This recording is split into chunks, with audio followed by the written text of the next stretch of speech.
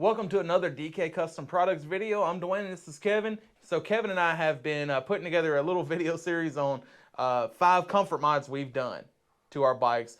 Recently we have the Sporty comfort mod, throw that up in the corner. I've done my M8 Softail, and then Kevin's done a video on touring models. Today's video is going to be about the twin cam models that are not baggers.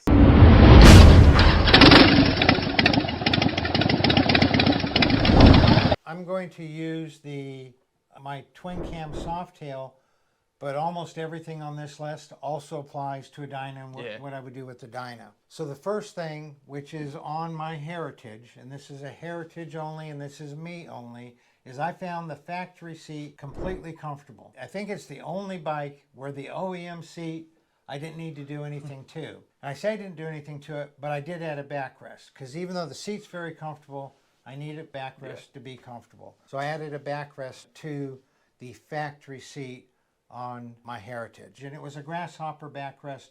We'll put a video on the Grasshopper backrest up in the corner here. The next thing on my list to do to make it more comfortable, when my foot is on the floorboard, I do not like having to lift my foot up to get my foot on the brake. I use the friction zone. We'll put a video up here on the friction zone.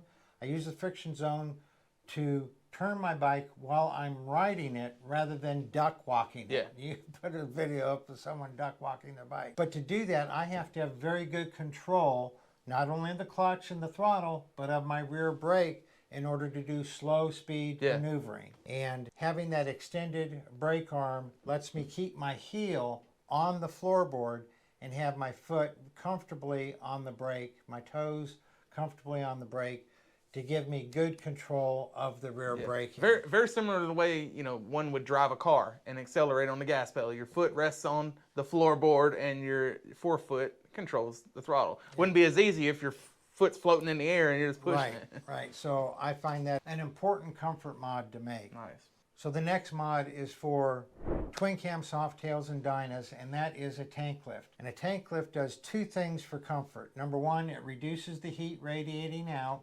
But the other thing it does is it gets the front of the tank up so that less air is coming over the top of the tank, hitting here and bobbling my sunglasses or whatever. So it reduces the buffeting. And I'd like to add a third thing that a lot of people don't realize about a tank lift. If you have a model that has the dash on your tank, speedometer right there on display, when you lift the tank, it makes it a little more visible, at least in your peripherals. So anytime you take your eyes off the road to look at your speedometer, you're in danger. So when the tank's lifted, it makes it much more of a flash. And a lot of times during the nighttime, whenever you can in your peripheral see the speedometer needle's up here, you're doing 70 without even looking, like you just know. So a lot of people overlook that aspect of a tank lift. Yeah. And I'm glad you brought that up, because that is something I experienced with the Heritage, is a much better view of my whole dash there. Then the next thing I did, because on the Softail, Mary and I rode it 2 up a lot. We went on a lot of trips with it. For me to be able to lean back against my backrest and not invade her space too much, I moved her backrest back 3 inches. And I did it with the factory backrest, just drilling a couple holes in the bracket, mounting it to the same place that it was mounted to before, but just back 3 inches. That gives her an extra 3 inches of space back there.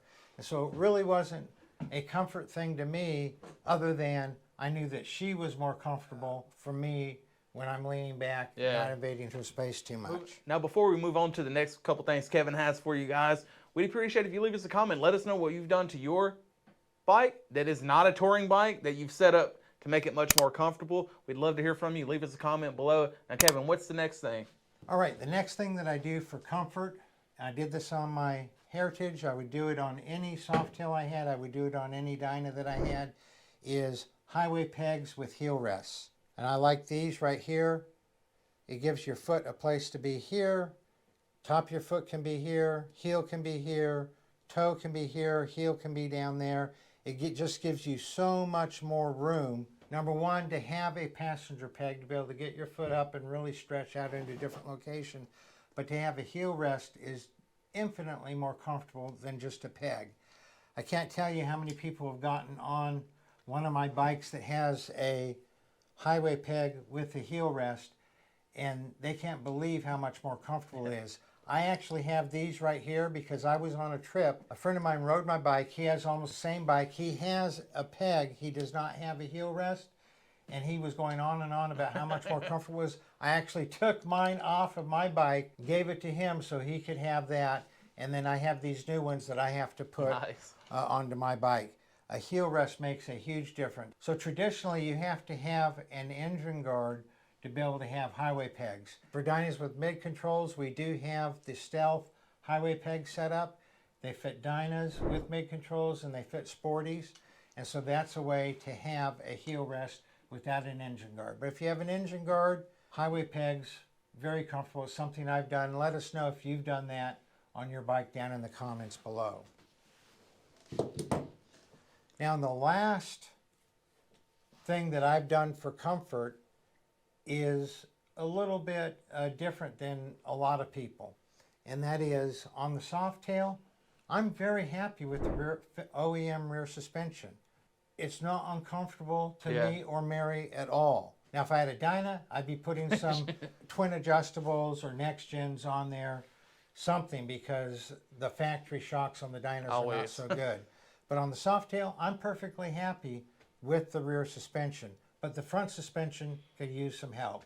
So I put in springs and put the intiminators in there.